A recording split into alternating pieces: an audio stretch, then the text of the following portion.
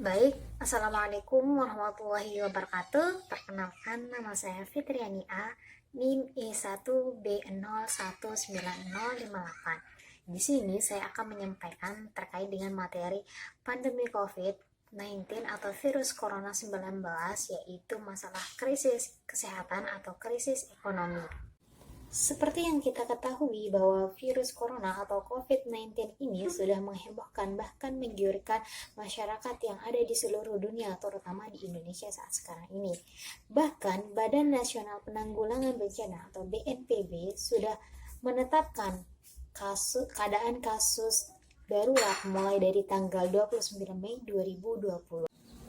Pada dasarnya, wabah COVID-19 atau virus corona ini memang sudah menjadi sesuatu yang sangat luar biasa yang tidak lepas dari peran teknologi dan komunikasi.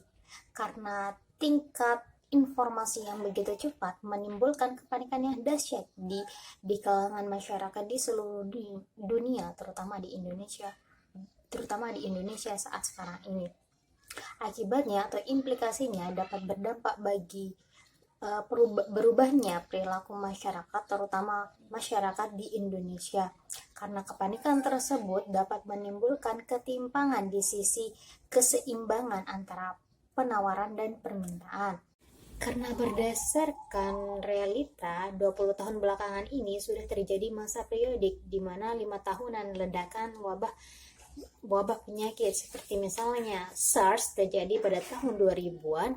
Yang kedua yaitu ada penyakit flu burung yang terjadi pada tahun 2004 sampai 2005.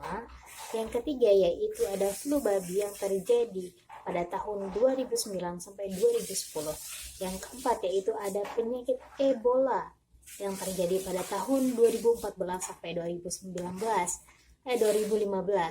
Dan saat sekarang ini kita sudah menghadapi di mana yaitu wabah penyakit virus corona 19 ini atau sering kita sebut sebagai COVID-19.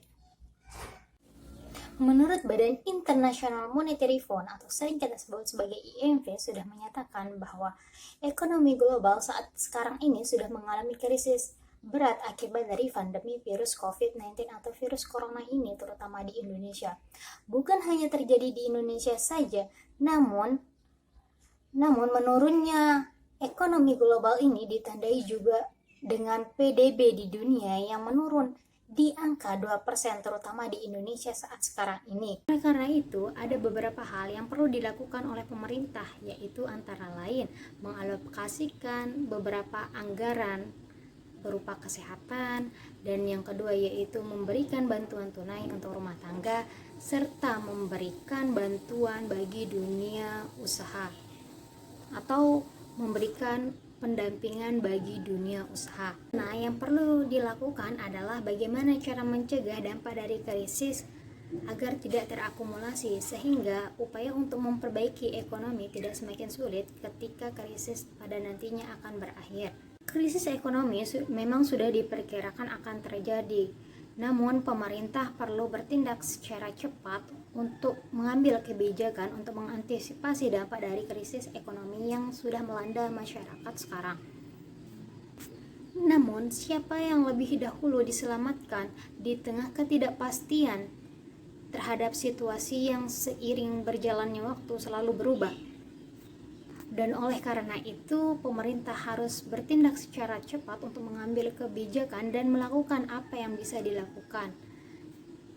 Karena banyak bertindak lebih baik daripada sedikit bertindak. Artinya,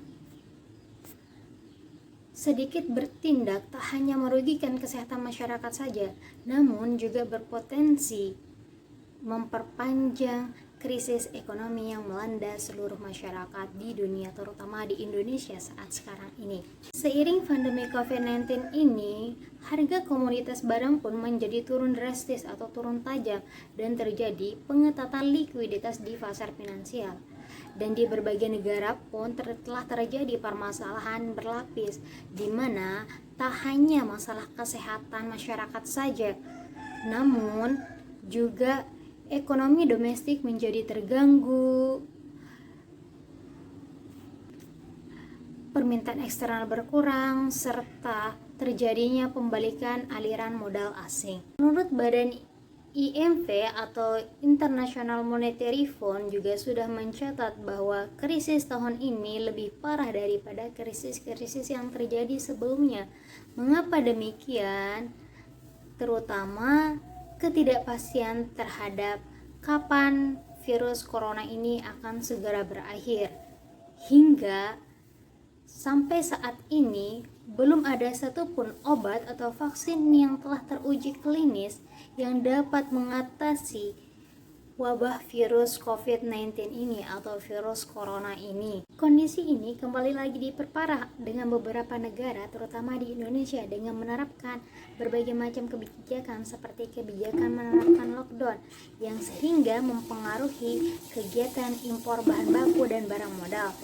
Sehingga pada akhirnya produksi barang menjadi turun, barang menjadi langka, serta harga barang menjadi meningkat.